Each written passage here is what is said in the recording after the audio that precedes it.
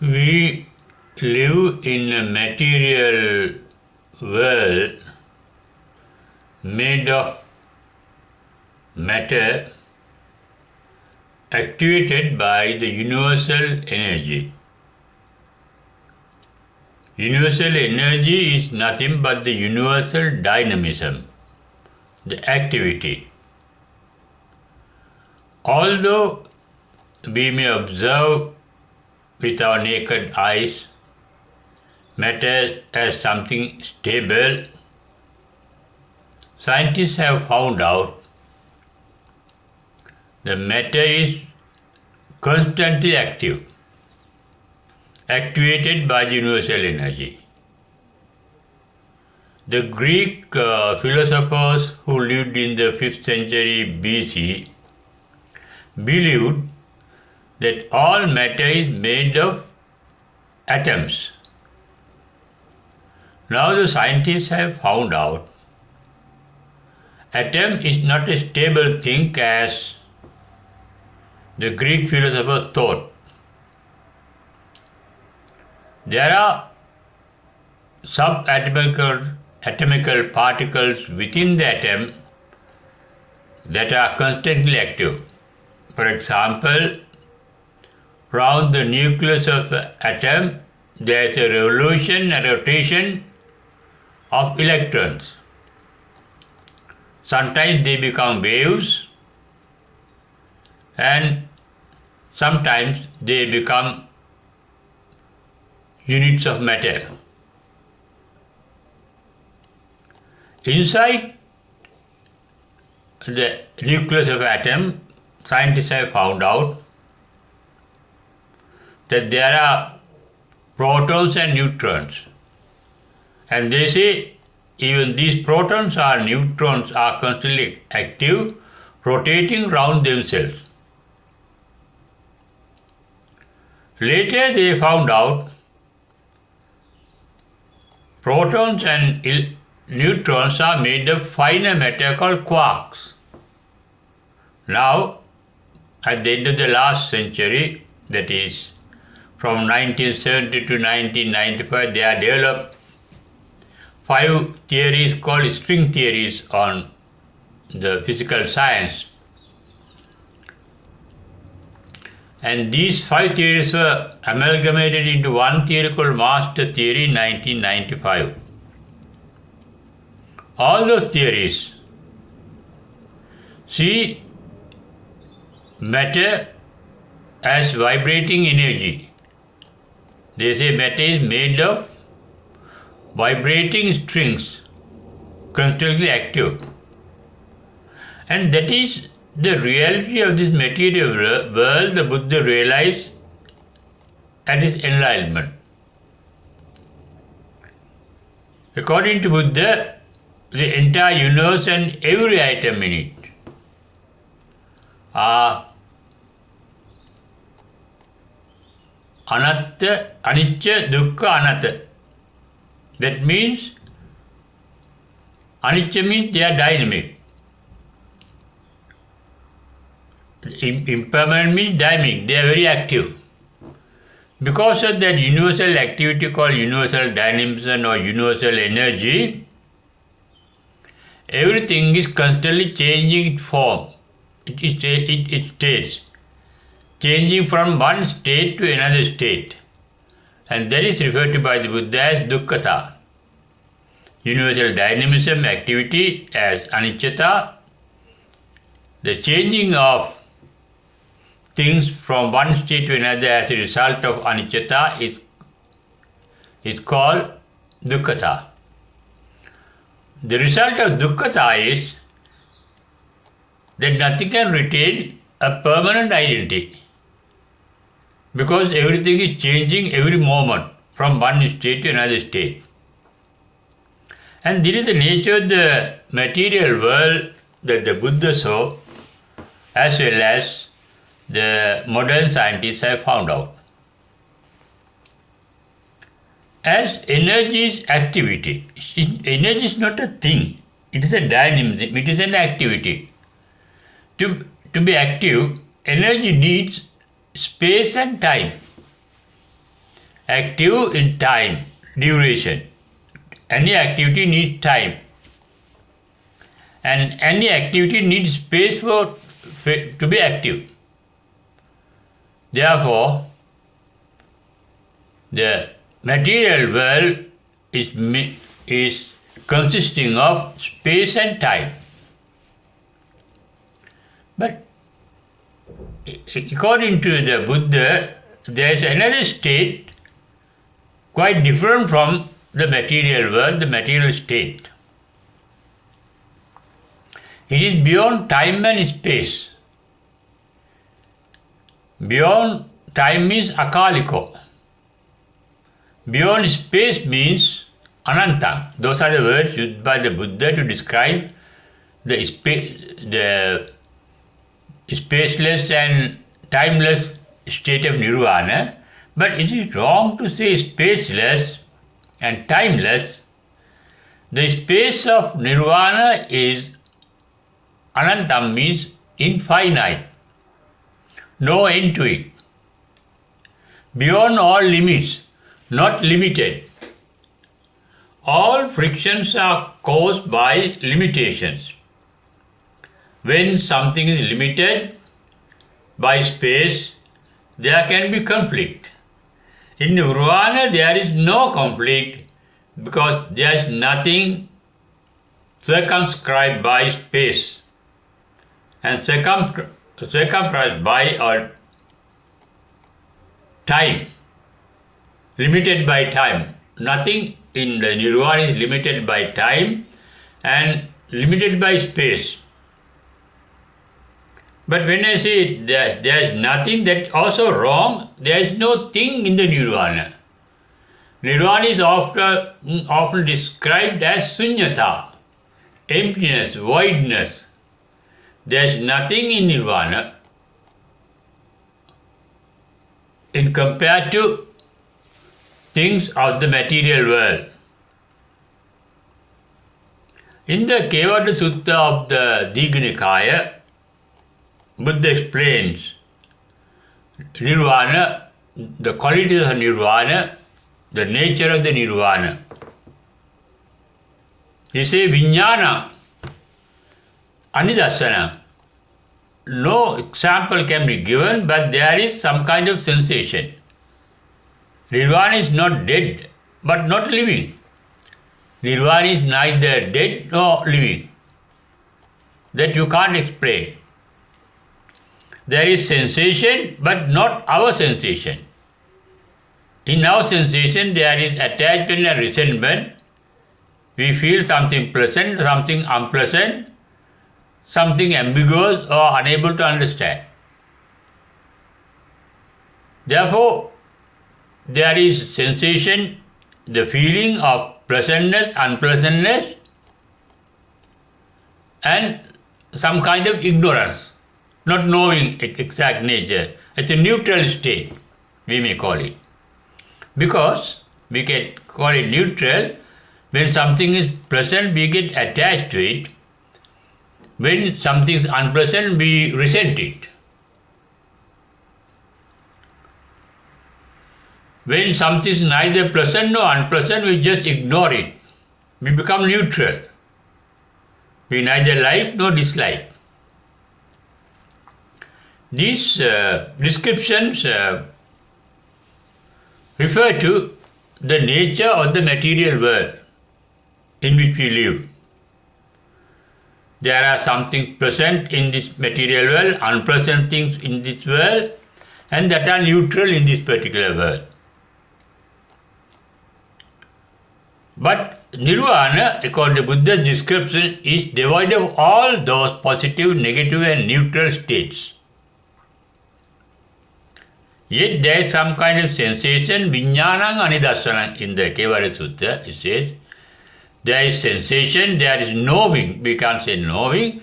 There is knowing, but we can't explain in the material term, but that particular knowing is anidassana. No example can be given. But the enlightened mind is fully aware and full of knowing. That knowing nature is the final achievement in the path to enlightenment. On the path, one practices the knowing nature. That means observation. One observes oneself in one's own physical activities and one's own mental activities. One's own thoughts and feelings are constantly observed by those who are on the path to enlightenment. Ultimately, it comes to a stage, there is nothing to be pleasant or unpleasant, nothing to be observed. There is complete voidness and emptiness. And that emptiness is infinite. And it is beyond time, akaliko, beyond time, infinite in time, not really beyond time. Nirvana is infinite. It has no beginning, it has no ending, it has no decay. There is no activity in nirvana. And infinite in time and it's infinite in space. It is not eternity referred to in many other religions. The goal of all other religions is eternal life. The present life continuing eternally in time, in space called heaven, and in time called eternity. It is wrong to say that somebody is existing in nirvana. There is no existence in nirvana. That is why Reverend Buddhaghosa in Visuddhimagga uttered, Atti Nibbhuti, there is nirvana, na nibbhuto. There is nobody who has attained nirvana or who is enlightened. The personality is lost in nirvana. No personality, no individuality in nirvana.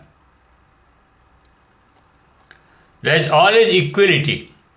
There is no discrimination. There are no differences in nirvana.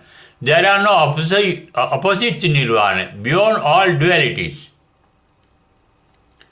When a Buddha, the great Buddha called Samma Sambuddha, get enlightened, he realizes the nirvana, same nirvana that a Pacceka Buddha, Pacceka Buddha means silent Buddha realizes. In the worldly sense, the Samma Sambuddha has more qualities, sublime qualities than a Pacceka Buddha.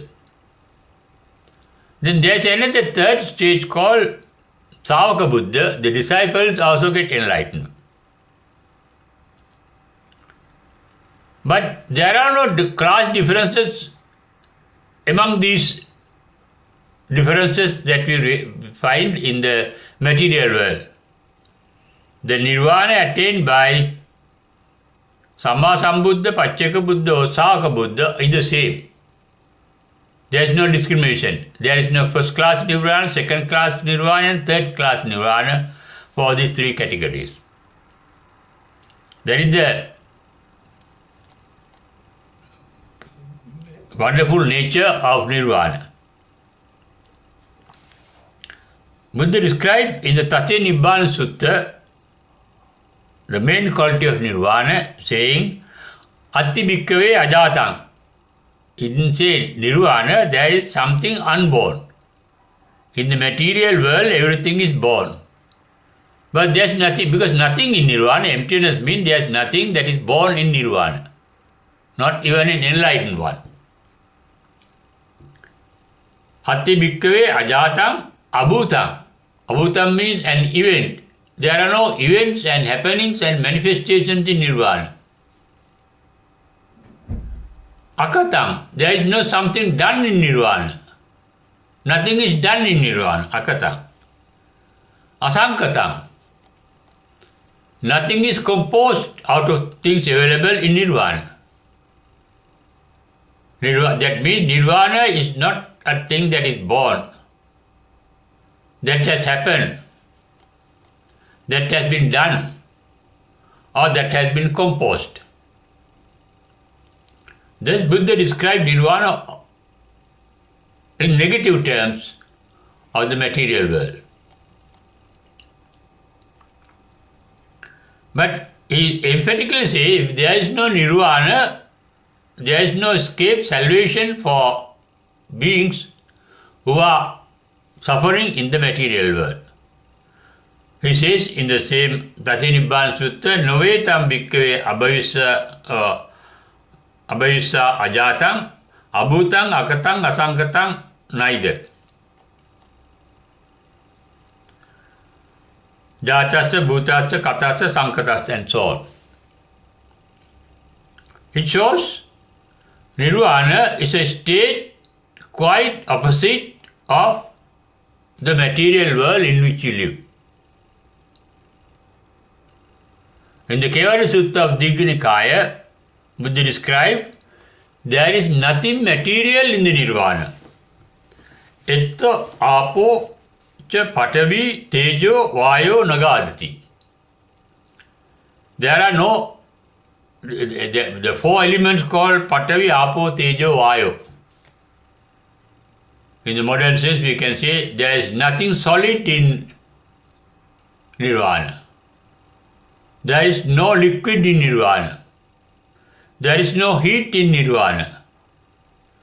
There is no gas in nirvana. This I am explaining Patavi, Apo, Tejo, Vayo in the modern scientific terms. Patavi is not solid, but it is the nature of the solid. The nature of the solid is molecules, ingredients are pressed to each other. That is the nature of the solid. Therefore, in the Buddhist science, Patavi means pressing towards something, pressing. It may be gravitation, because in the earth, everything is collected to the earth through the gravitation. There is a gravity in every matter, there is gravity, and in the earth also there is gravity. Gravity is a force, not a thing. But there is no gravity, it means there is no gravity in it. Gravity means maybe gravity or magnetism. In magnetism also there is attraction and repulsion. In gravity also there is attraction and repulsion. But it is visible mainly as a form of attraction. Everything on and around the earth are attracted towards the center of gravity inside the earth. In nirvana there is no attraction and repulsion. Electromagnetic repulsion. That is why the enlightened one are called Vitaragi, Vitadosi. Vitaragi means free from attachment, free from attraction. Vitadosi means free from resentment, free from repulsion. That is state of mind that attains nirvana. When the mind is free from attachment and resentment, likes and dislikes, that mind is not interested in any matter.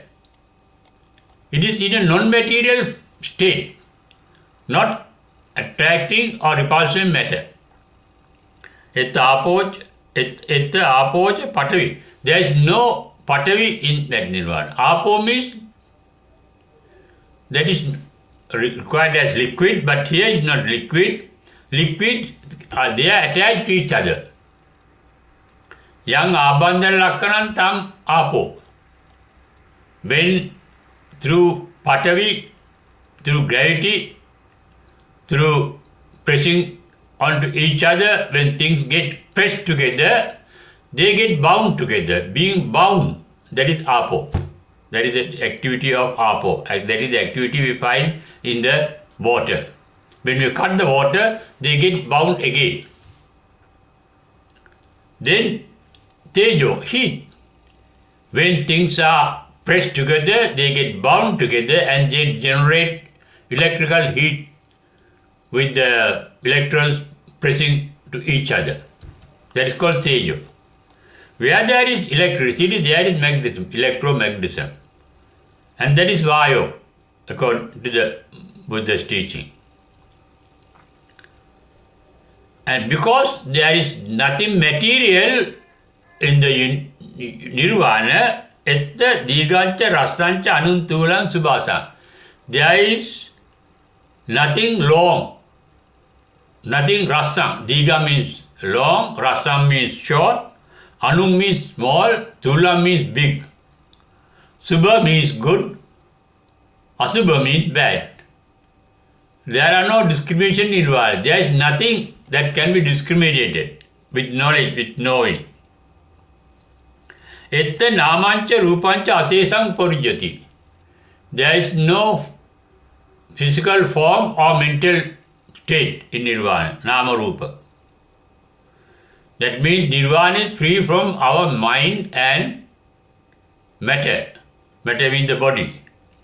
That is why Reverend Buddha said, in Nirvana there is nothing which is enlightened.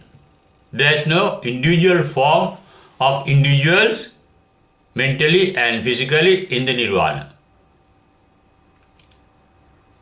Vijnanastha nirodhena ittetang parujyati. Here Vijnana means Patisandhi Vijnana, the electromagnetic force that leads to rebirth again and again. After every death, there is rebirth somewhere according to all religions. And there is no rebirth in Nirvana. That is why it said at the very beginning, at the Satya Nibbana Sutta, it is Ajatam, Abhutam, Akatam, Asankatam, as I explained earlier. Thus, our world is material and the Nirvana is immaterial, non-material. But Anidasanam, we can't give an example for Nirvana. It has to be realized. That is why it is said regarding Nirvana, Veditabbo Vinyohi. It is your sensitivity that you can realize Nirvana. What is the sensitivity? Sensitivity is able to know any contact, anything material. Even mind is matter. It is made of universal energy, material energy. It is a byproduct of the physical energy, bioenergy, bioelectrical magnetism that our minds are made of. But there is no mind in Nirvana. Although there is Vijnanam Anidasana, but the Vijnana here, Vijnanastha Nirodhena means the force to give rebirth to us in the future after birth. Because our rebirth is caused by the energy we have inside our own mind and body. And there is no such energy in Nirvana because that is the end of rebirth.